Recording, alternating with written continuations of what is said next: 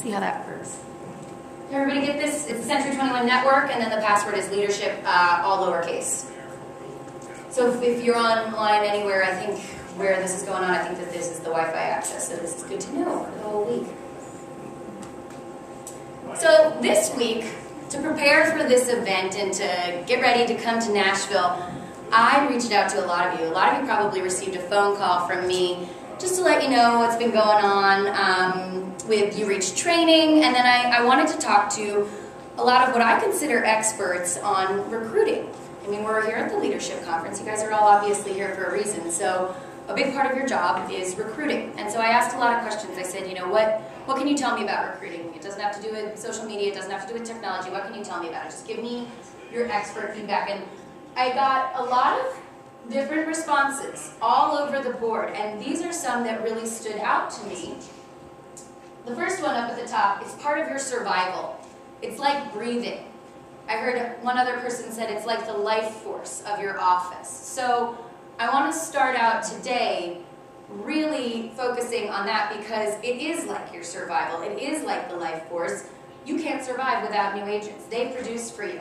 That's what it's all about. And for me, that was Real Estate 101. As soon as I got in, I started out as an office administrator in this business, and that was the very first thing I learned on my very first day. My boss said to me, well, we recruit. That's what we do. That's how this business operates. And so that's what we're going to focus on today. The second thing I heard after hearing that it's the most important thing, and we have to do it daily, is that nobody does it. It's so easy to set aside. It's something that we all say, okay, yeah, but I just got so busy today I couldn't do it. And then that happens every single day of the week. And then those weeks go on, and then months go by, and then you're like, oh, well, I haven't called anybody all month. This one I like too. Brokers are great when they're in front of a recruit. It's the prospecting that they don't want to do. So we all know we need to do it. We all know once we sit down with somebody, we're pretty successful. You know, we can talk to people. That's why we're in the positions that we're in. But it's this prospecting portion that we just can't even muster.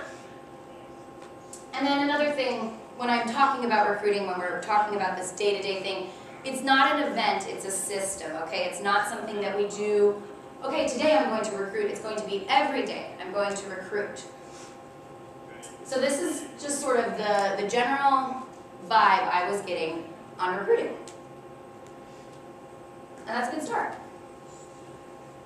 Also, we know that the proven tactics, what works, we know face-to-face works. I'm not telling you to stop meeting with people. How on earth are you going to bring somebody into your office if you don't meet with them? Of course. Phone calls. Yes, keep calling people. You should still be calling 5 people a day. Absolutely. Handwritten letters. I love that. I love receiving a handwritten letter. Easy to do. There's systems that do that. There's things like, this is actually one you guys could write down. I didn't even include it. It's called send out cards. Automatic sends cards for you. They're beautiful. They actually come out really well. You can do custom photos. They're awesome. And the most important thing I think that I got from everybody when we started talking about recruiting was you need a system, and it always starts with your list. Now, I'm not here to tell you how to get that list. If you are in the position of recruiting, you've got a list. You know who the people are in your market. You know who the top agents are. You know who you're targeting. You may have it in Excel. It may be your email contact list. Whatever your list is, I'm going to talk to you today about how we can translate this list into social media, where you can build relationships, have more conversations, and effectively communicate with more people in a very efficient way.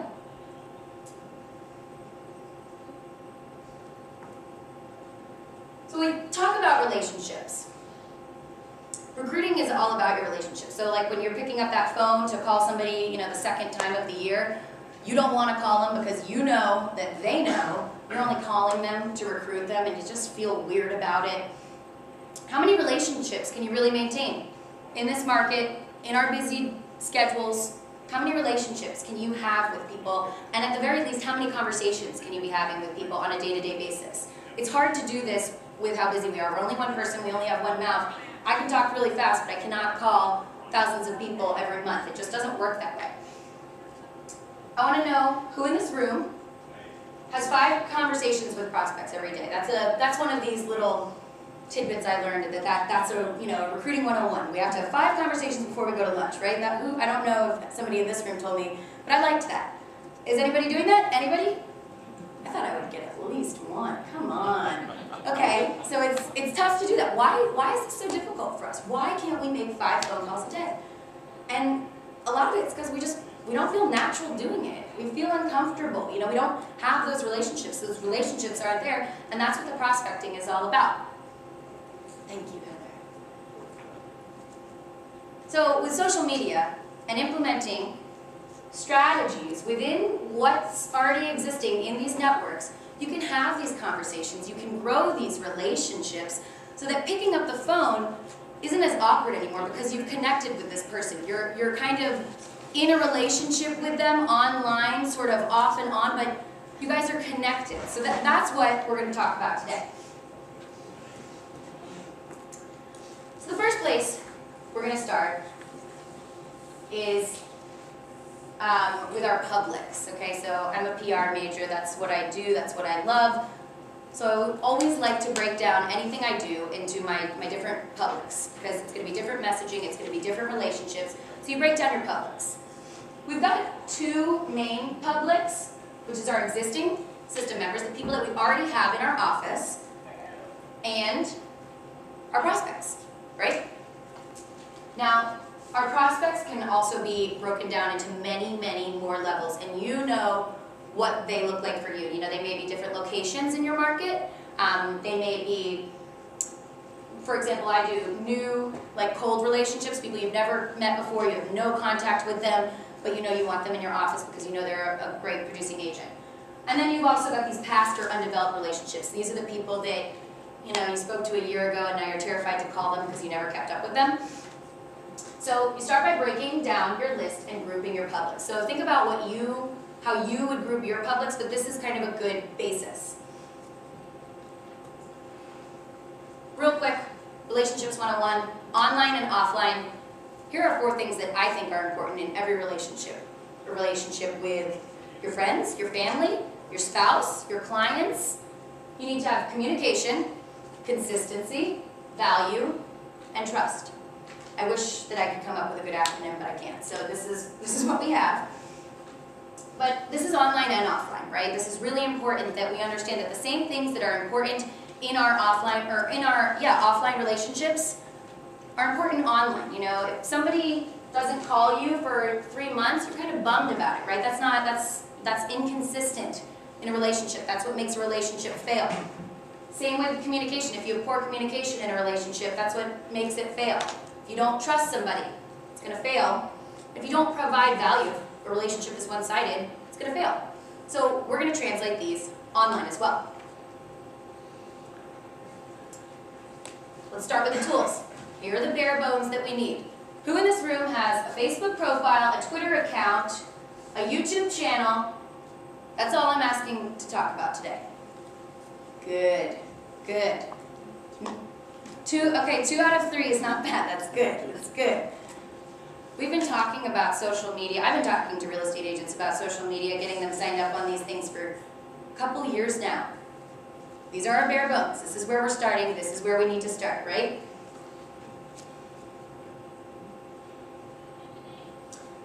And again, a lot of you, I get people don't want to use Twitter. I understand people do not want to use Twitter. I hear this all the time. I don't want to get on there. Remember that a lot of the agents that you're trying to attract are already using these tools. If we're trying to attract brand new agents, tech-savvy agents, they're already using these tools, which is why it's really important for you to be there, because you're going to find them there, you're going to communicate with them there. This is how they communicate, and in order to attract them to your office, you need to be able to communicate them in the space that they want to communicate. Now, one of the most important things to realize about social media is this concept of ambient awareness, okay? So I started talking about it a little bit at the beginning, where we say that, okay, we connect with somebody, and okay, so say that you friend somebody on Facebook, right? You don't immediately have a conversation with them necessarily, but you've connected. So what happens next? For me, I go to their profile, I see who's writing on their wall, I see where they're living, I see what they're doing, I look at all of their photos, that's me. I look at everything that they've done in the past, however long their Facebook account has been open. I learn, I get to know them. before I ever have a single conversation. This is a concept called ambient awareness. So not only should you be doing this when you connect with people, but know that people are doing this to you. So that's what's important about creating content. And that's what's important about kind of understanding what people are seeing of you. And then this is also how we're going to find people as well. So this is a concept called ambient awareness. And it's really, really, really important in prospecting. You can learn and get to know people before you ever even speak to them. You can write down 5 things that you're going to start a conversation with them about when you pick up the phone, when you see them face to face. You know about them. They're sharing their life on Facebook. So first I want to talk about relationships with our existing agents and how this can help us to recruit more people into our office. I thought this was really neat. Somebody said this to me this week. The main reason agents leave a company is because they do not feel appreciated. Who agrees with this? I agree. I definitely agree that this is definitely a major reason why agents would leave a company. They don't feel good. So what's the point of recruiting if you can't retain them? So retention is one reason our existing agents are a main public. And all agents have other agents in their sphere. And when we're having public conversations online, and they're having public conversations with their sphere online, this is how we get introduced. I'm going to talk a little bit more about that as well. Your system members are your greatest asset. You want to get to know them. I know you actually like them. Real estate agents are interesting people. They are PhDs, they are high school dropouts, they are on their first career, they are on their last career, they're taking month-long vacations in Bora Bora, they're doing amazing things, they're interesting. So get to know them. And I know you actually do like them. So be their friend. And when I say that, I mean literally friend them on Facebook and then actually be their friend there. Talk to them there, grow your relationship on Facebook. That's the first network and kind of the main focus here.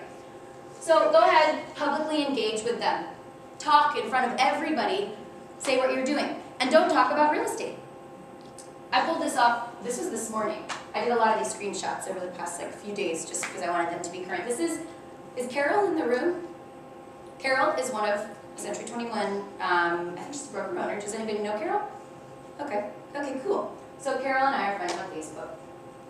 And, she's posting on her Facebook profile about her toes, right? She's not talking about real estate, but people who are kind of communicating with her, this is another Century 21 person. She's growing relationship with people in her business surrounding stuff that they want to talk about. We're not forcing conversation, we're having natural conversations online.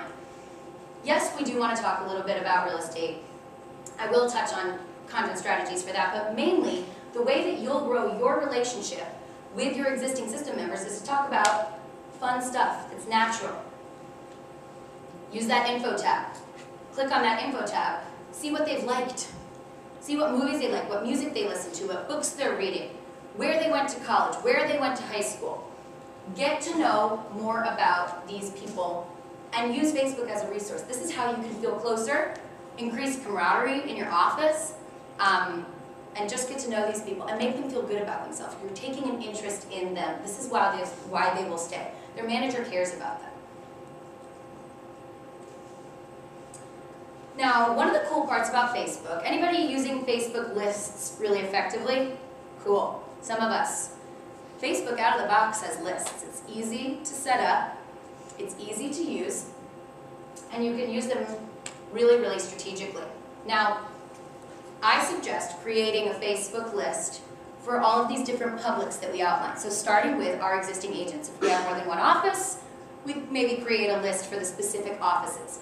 Now the way that you start by using Facebook lists is you target by listening to that list first. When you log into Facebook, you see that newsfeed. When we all get to Facebook, we've all logged in before, we see this newsfeed, we see what everybody's posting. You can sort your newsfeed by your lists. So if you have it for your office, you can see what you can sit down with your cup of coffee, first thing in the morning, check what everybody in your office has posted for the past 24 hours, quickly engage with them. It takes 5 minutes. So you start with targeting your listening. Next, you can actually, this is brand new too with Facebook, I think this came out about 2 weeks ago, you can actually share with specific lists. So you can make posts, like a status update on your wall, and only target it to specific lists of people.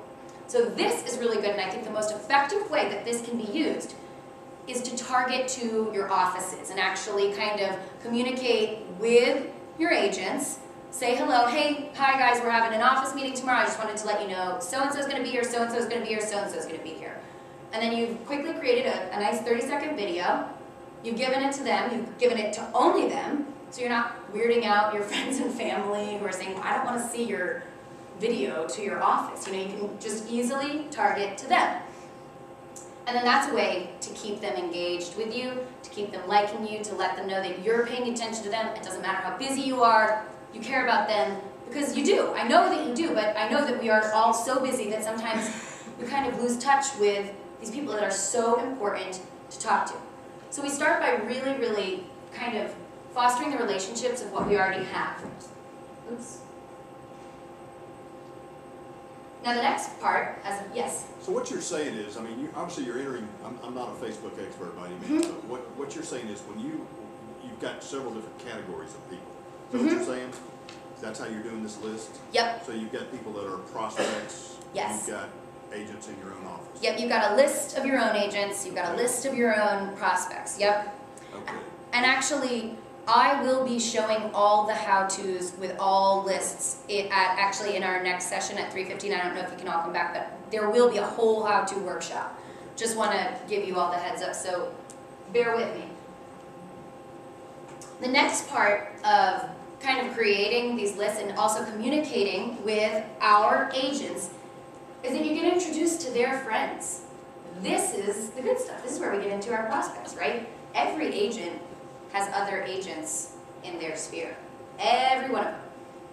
And by you publicly engaging with your agents, making them happy, making them feel warm and fuzzy in front of their friends that you want to come over, that's really good for your reputation. And you can also kind of get introduced, right? So say, you know, your agent and her best friend, who's a great agent with a different firm, they're out having ladies' night, they're having cocktails, and you're sitting down the bar, and you overhear them talking about something, a movie that they saw. You can't just walk over and be like, hey, I saw that movie.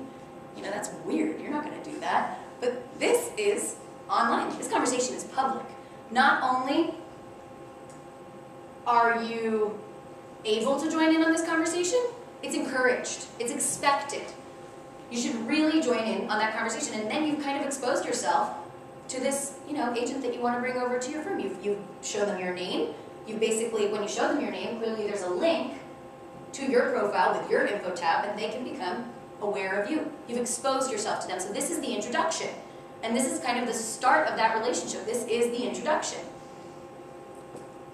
And the best way to do this is by praising people. Keep it positive on Facebook. When you're talking about stuff, keep it interesting and positive. Just, you know, oh, I love that. Oh my God, that's so cool. I can't wait to, you know, just keep it really positive. You're in public, you know. You make sure that keep what you want private, but when you're in public, please be positive. I feel like that is common sense. You know, when you're sitting behind that computer screen, you're broadcasting it to the world. It's not private, it's not an email, it's not a journal, it's public. So that's our existing agents. Now, let's get to the good stuff. Prospects. First, these cold prospects, these people that we've never met, we've never shaken their hand, we know we want them. How do we get in touch with them? How do we meet them? What do we do? First thing, who has a list of people? An Excel spreadsheet? We do. We all. Yes. Okay, good. I wanted to make sure, because again, I know you guys have lists. Google them. Easiest way to learn about somebody. Google them. Find out more about them. Who are they? What have they done? What's their reputation? Learn about them. You can see where they live. You can, as soon as you Google somebody, you can immediately find things out about them. Could be random, but you're getting some context, right? So say you want to make this introduction online. Now, and say they're not using Facebook, say they're not using Twitter, but chances are if they're a real estate agent and they're a top producer, they're probably on LinkedIn. Would we all agree? Is everybody here familiar with LinkedIn? I think it's huge in real estate. So the way that you will approach this is you start with LinkedIn. That's a really great way to make an introduction to somebody that you've never ever met. Here's why. LinkedIn is a professional networking website. Every single person who uses LinkedIn understands its culture. It is very clear-cut. It's very transparent. Unlike, Facebook and Twitter where we get there and we're like, some of us are like, what are we doing? I'm not really sure what this is. LinkedIn is very, very clear. So by connecting with somebody in what's very clearly a professional network, you're kind of displaying some transparency. You're saying, I want to meet you on a professional level. You're making it very, very clear. You're not trying to schmooze them. You're saying, I'm trying to connect with you on a professional level. And this exhibits trust. People kind of trust that. They say, okay, when you pick up the phone and somebody receives your phone call, they know why you're calling. And you start to try and BS with them of, oh, how's everything going at your office, and it turns people off a lot of times. Sometimes it works, it does work, but here you exhibit a lot of transparency, and this lets people really, really trust you. You can also include a personal message. Now, this can be really, really strategic. This personal message that you send to somebody when you're connecting with them on LinkedIn, hi, I noticed that we live in the same area. Oh, and I noticed that you are over at such and such a real estate brokerage. Do you know so-and-so? I noticed that we have this contact in common. I just wanted to reach out with you. I love networking with people in my area. Be clear. Be natural. What are you trying to do with them? You want to bring them into your office, so just tell them what you're doing. Hi, I'd love to talk more with you. And you're doing it in a space where they understand kind of the path of what's going on. The next one I think is great, but I'm not going to spend a whole bunch of time on, is Twitter. It's really, really, really good for meeting techie agents. Twitter is super fun. For those of you who are not using Twitter, I assure you, you will fall in love with it. It is a very fun network. Is anybody out here tweeting a lot? Anybody? Who are you? I'm Carolyn Doty from Cushman, Alabama. Okay. Sales admin manager, so I'm trying to learn everything to keep the agents up to date. Cool. So, And who are you? My name's Greg Kiley. I'm a manager in Newton, Massachusetts. Cool. What do you think of Twitter? I use it first a lot to listen to people, and then through listening to people, they just start engaging. Someone will inevitably say something that you can provide 140 characters of insight on, and it's a good way. I've had more like politicians in my town, reporters in my town, people like that. They want to be heard, and so it's just easy. They're going to start the conversation for you, and then once they do that, it's easy to just then get comfortable starting it yourself. I could not have said that better. You explained my point perfectly. That's exactly what you want to do with Twitter. You want to follow people, which means that you've connected with them. They know that you're following them. And then you engage naturally. You don't have to immediately tweet them and say, hi, it's really nice to meet you, and that's weird, don't do it. Again, be natural. If it feels weird, then it probably is weird online. Seriously. If it doesn't feel right, then don't do it. Like in a lot of instances in your life. So engage naturally. And a lot of the ways to do that is if they put something really valuable up that you are interested in, you retweet it, which basically means you're giving them credit for a cool thing that they said. You're pushing it out to your sphere, and it gives them credit. You can also reply to them. If something comes up where they say something that you can provide 140 characters of insight on, that's when you engage with these people. Now, the best way that you can kind of keep this up is a list. Twitter also has a list function that's super easy to manage, and this is how you make things systemic. This is how you make your communication systemic. When I say that, I mean you've created a system, right? Like you are making this so that it's super easy and organized for you. So these are our cold prospects. Now what about our past and stagnant relationships? Good. You can see, I miss you. I miss you. What happened to our relationship? That's just a funny little note. That's to make sure you guys are kind of staying awake here. Find your past relationships and bring them online. Bring this hit list, this entire list that you have. Again, it may be your email contact list. It used to be a Rolodex, remember those? And it became an Excel spreadsheet. Now we want to bring this online, right? Where do they feel natural going? Do you know this person? You don't really know them? Are they using Facebook? Bring them where you kind of, again, where it feels right. Like, okay, yeah, This is somebody I've had lunch with a few times. Like, I'm gonna add them as a friend on Facebook. I know them personally, you know, we've had personal conversations. I'm gonna add them. Twitter, you know, maybe if you know that they're super techie, add them on Twitter. You can always find them on Google. Google's really good about bringing social networks right on the first page. You'll always find LinkedIn accounts on the first page of Google, so just simply Google their name, go to LinkedIn, find them. If they're good, they've got a picture up there, you can find out what they're doing, and you can connect with them. Yes? Why do you say Twitter is more techy than LinkedIn?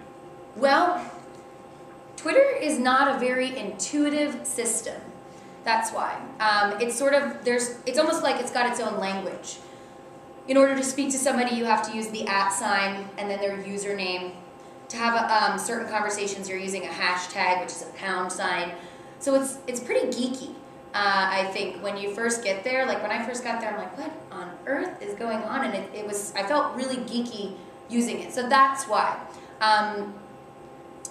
So that's what I think I meant by that. Did that answer your question?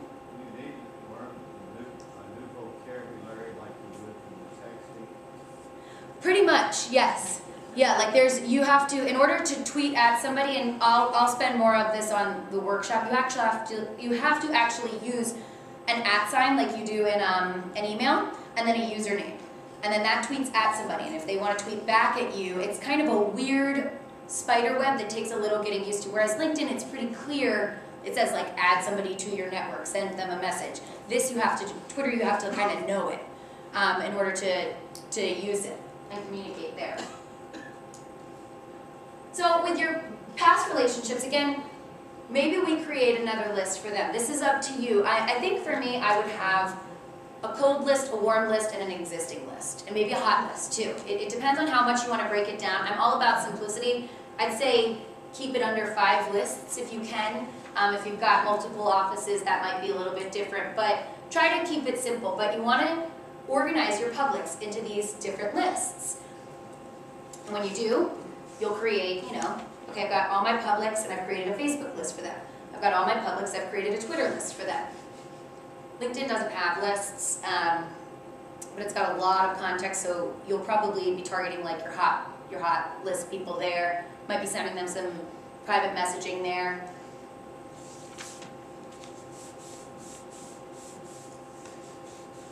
Now let's talk about our warm contacts.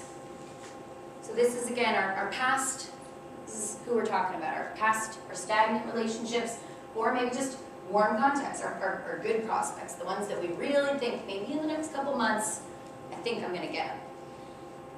Go ahead and add them as a friend on Facebook. And remember when you're doing this, you're not adding them as a friend to pitch to them. I think do we all agree and kind of understand that when you're adding as a friend on Facebook, you're not there to pitch to people. You are there to be their friend. You're there to talk about common interests. You're there to give suggestions, give reviews, vendor reviews. You know, oh, I just got my hair done. I love my hairstylist. You're there to be pretty much social. And again, that info tab, I'm telling you, do you know that most people have their phone number in that info tab?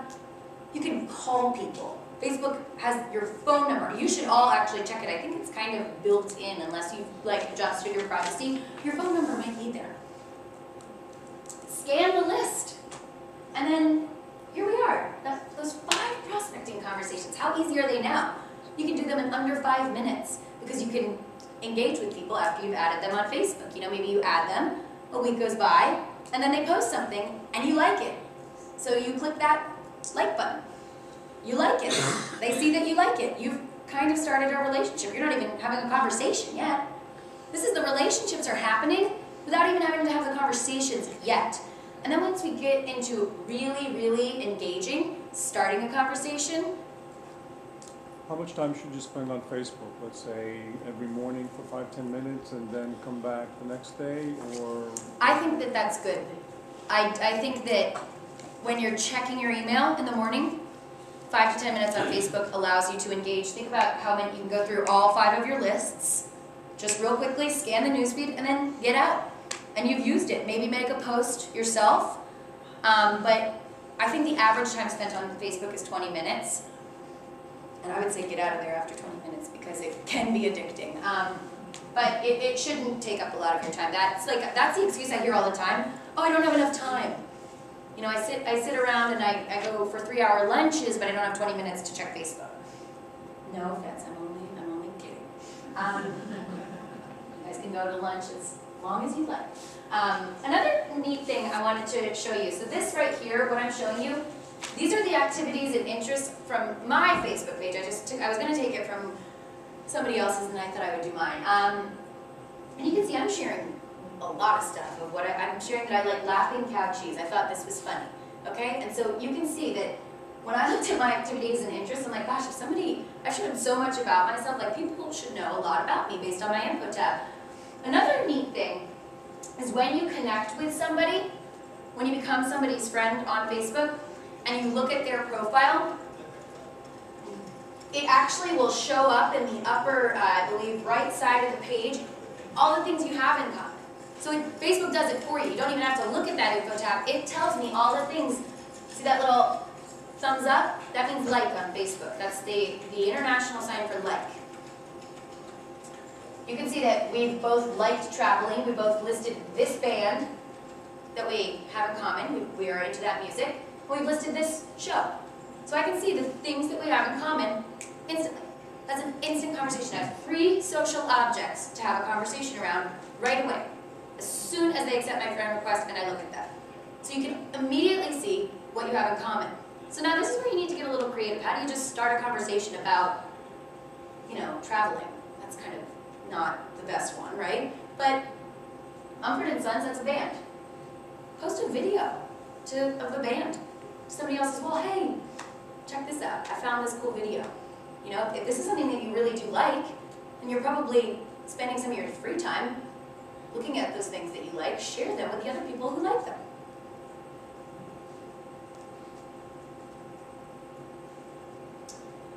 So now here we are. You're leveraging the built-in functions of the networks, right?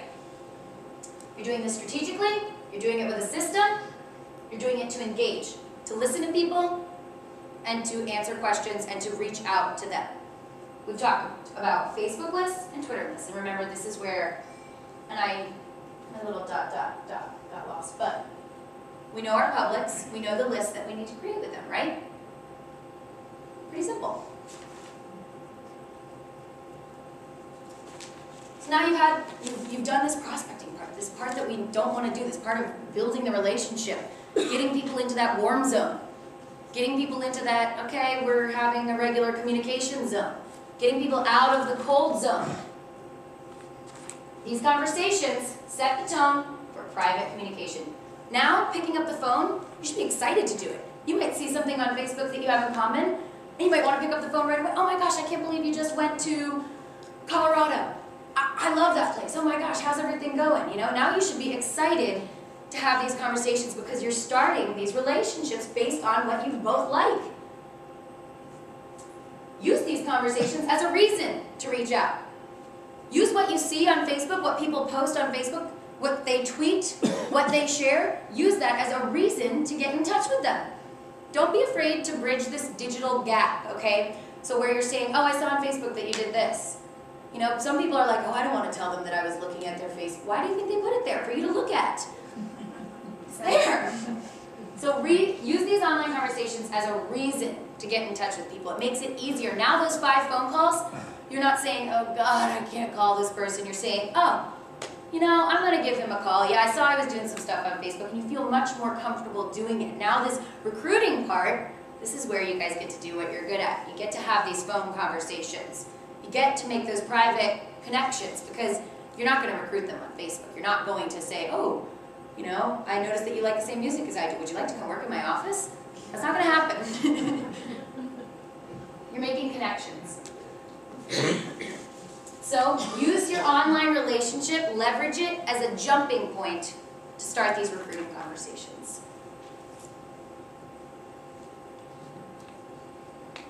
Get face-to-face. I challenge you, here's my challenge for you. Can you guys set one face-to-face appointment every day? Now that you are super excited to be talking to people because you're realizing how much you can learn about these people you truly do like, and you're having real conversations with them, now you should probably feel so busy Because you're talking to so many people about stuff that you have in common, the stuff that you want to talk about. I challenge you to set one face-to-face appointment every day. Make a phone call, pick up the phone and say, hey, do you want to come to my office meeting? Hey, can we grab coffee? Hey, can we grab a drink? Can we have dinner?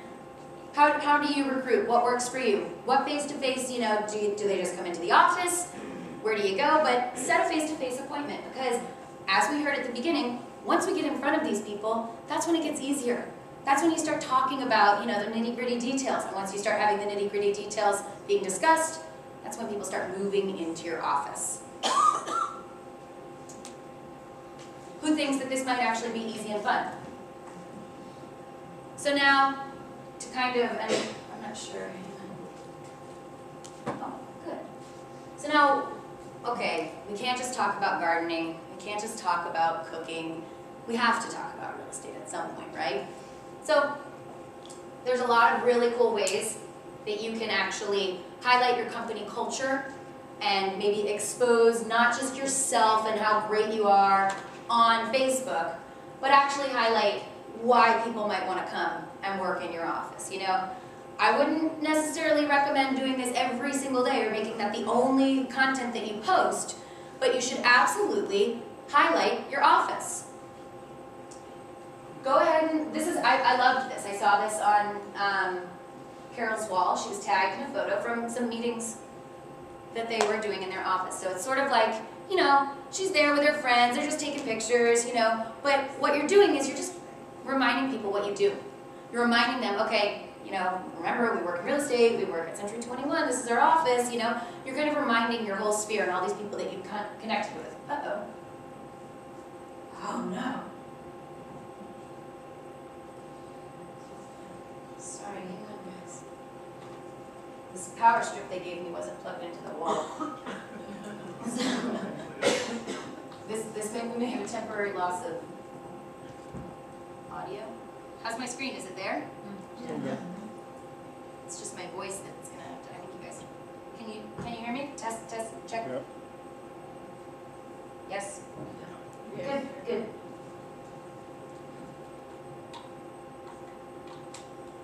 we go.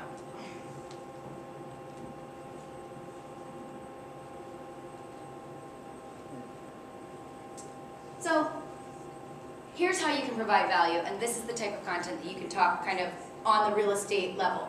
Praise. Praise is the best way, but again, make it natural. Don't make it, too unreal.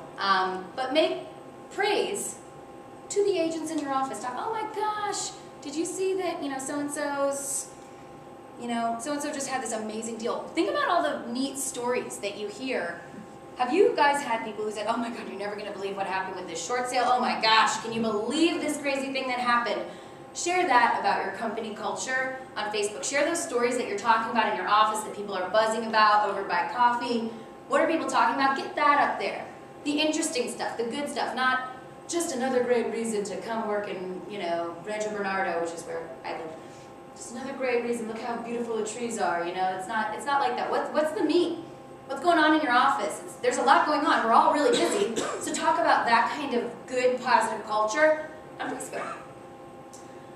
I want to encourage all of you today to make a commitment to yourself that in the next, let's say by the end of the year, you'll take a video of yourself and you'll post it online. Has anybody ever taken a video of themselves? A couple of us. It's weird to do, right? At first, you're like, you do the first one and you're like, oh my God, now I have to redo this completely. I can't look like that online. Everyone can see me. So taking a video of yourself though, for some of you may have seen, I made a video of myself to say, hey, I'm coming to Nashville, I can't wait to see you. You're just talking to them personally, you're talking to your publics personally. So think about what messaging you might want to say to your publics. Again, remember who you're targeting. What messaging might you have to them? Like, oh my gosh, we've had such an amazing first 3 quarters. I love the agents in my office. We're opening up another office in 3 weeks. Gosh, happy to be alive. Something like that. And in doing all this, by exposing yourself in videos, by sharing, a photo of somebody presenting at your office meeting, by videotaping your office meeting for just a quick, 30 seconds, getting it all up there, you're demonstrating how you communicate. So you're not telling people, oh, come to my office because we use Facebook. That's, social media is not the end goal. It's not your end goal to say, oh, I have Twitter now. No, it's a tool. It's a communication tool. So you're demonstrating your use of these communication tools, and the people who understand that that matters are clearly going to see that. And then for people who don't really understand that it matters, you can show, oh yeah, well this is how I communicate. You can explain to them, you can teach them. This is your value. This is a huge value. One of the things that I learned at convention when we were there is that this smarter, bolder, faster thing, it's about everybody moving forward together, right? So this doesn't work if just one person's doing it. I only saw a few hands raised today, It doesn't work if nobody in your office is on, right? So it's about getting people there as well, and that's a lot of your responsibility, because this is the world that we live in today. I think we can all agree, maybe 2 years ago, if I were standing up here and I was saying, do this, a lot of you would get up and leave and say, this isn't gonna stick, get rid of this. It's kind of here now. It's sort of, my public relations career is based on public relations, which is these new tools and new technologies.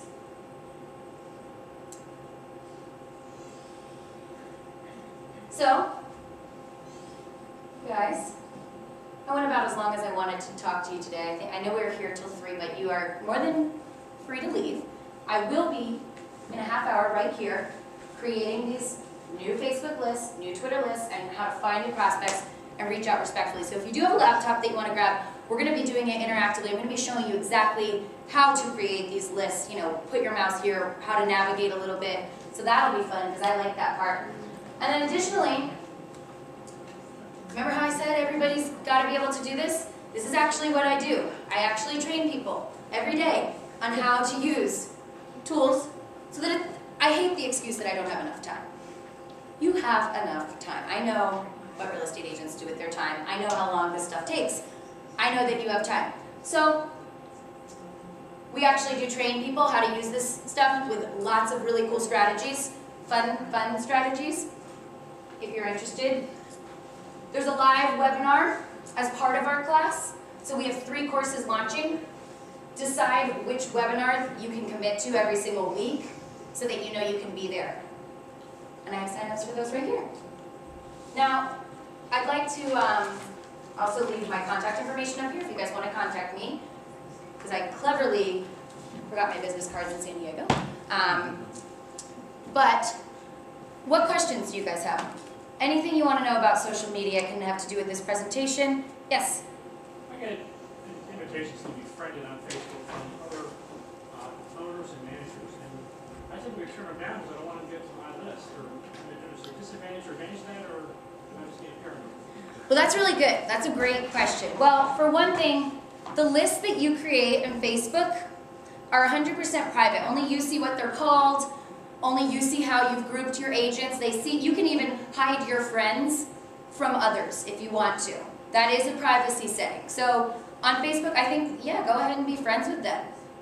Who cares if they see what you're doing? If that person that you are connected with, if the people you are prospecting, if your clients are your clients, then they're going to stay no matter what, right? Well, no, they're trying to recruit other agents from my office, so I just don't want to make their job easier. Well, I mean, by connecting to them, like I said, you can keep your list private. You can keep your friend list completely private. They'll see the people you're engaging with, but they can find them on Facebook even if they're not friends with you. Yes? Can I add 2 things to that comment? Sure. First of all, when you connect with them, you get to see all of their agents. That's true.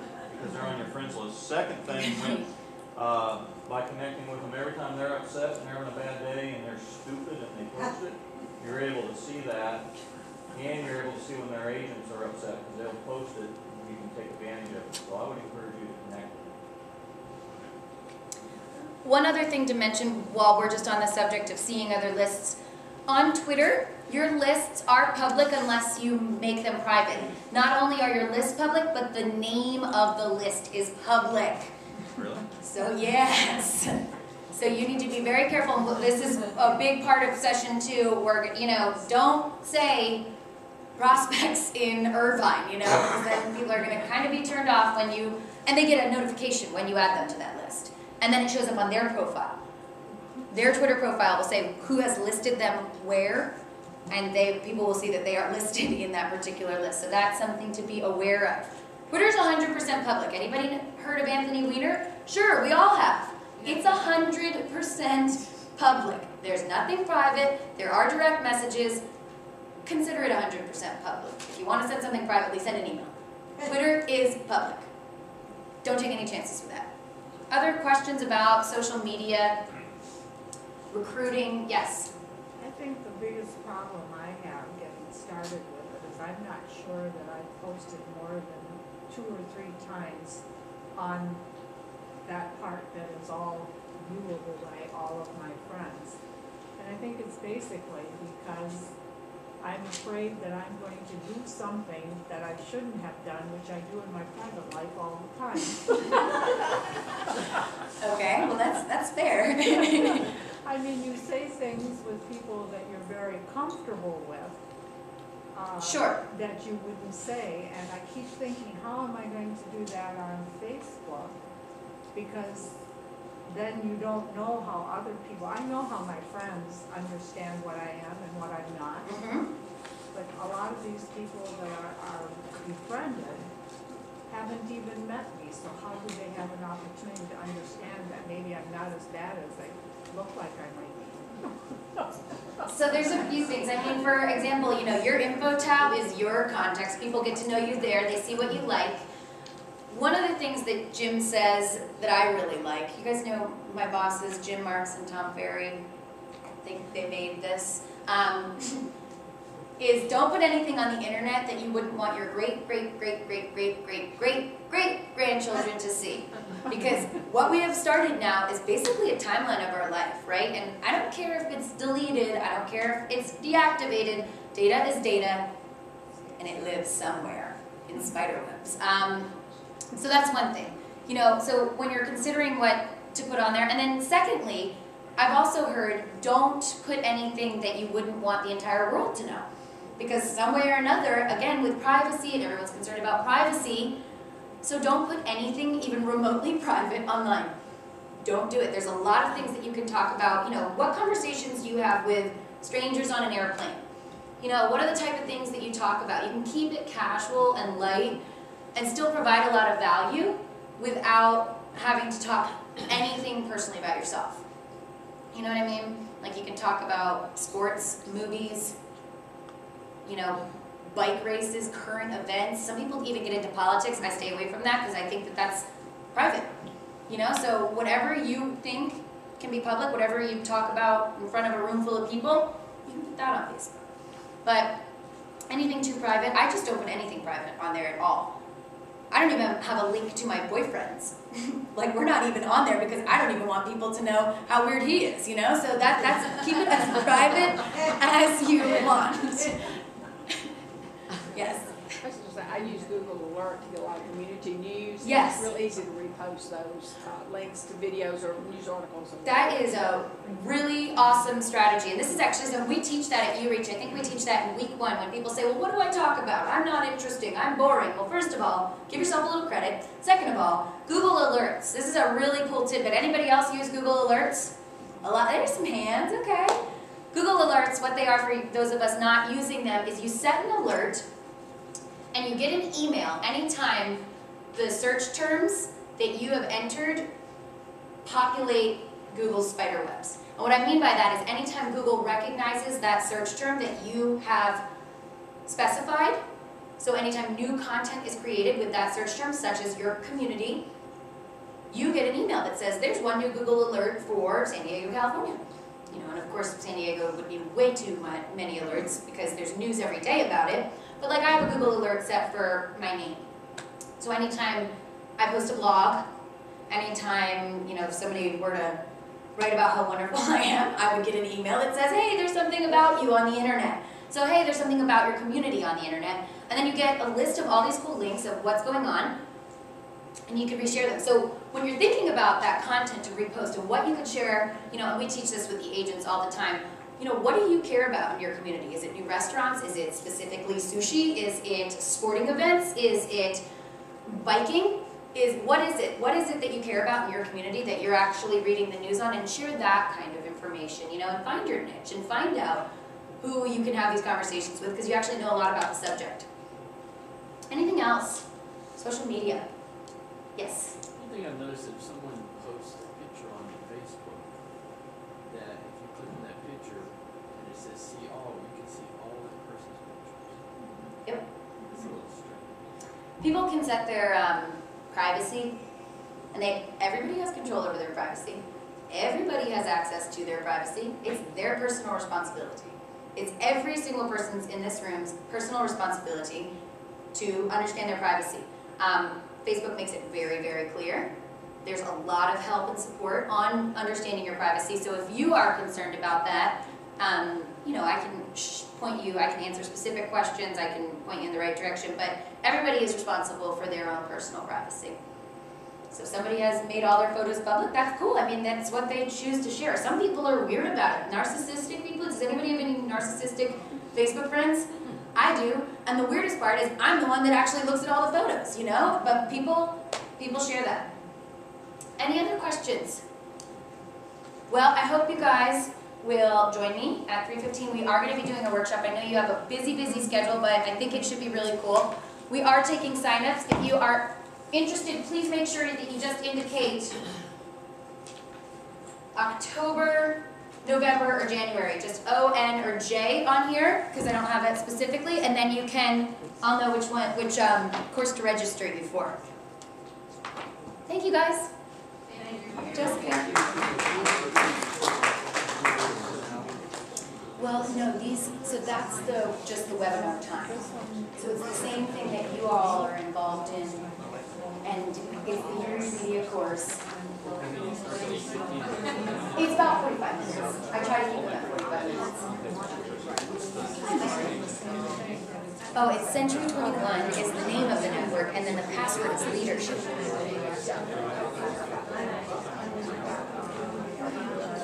Oh, cool. Good idea, yeah. It's so much easier if you can do it along, I personally think. Good presentation. Thank you. Thank you. I'm John Chambers. Hey, John Chambers. Nice to meet you. Nice to meet you too.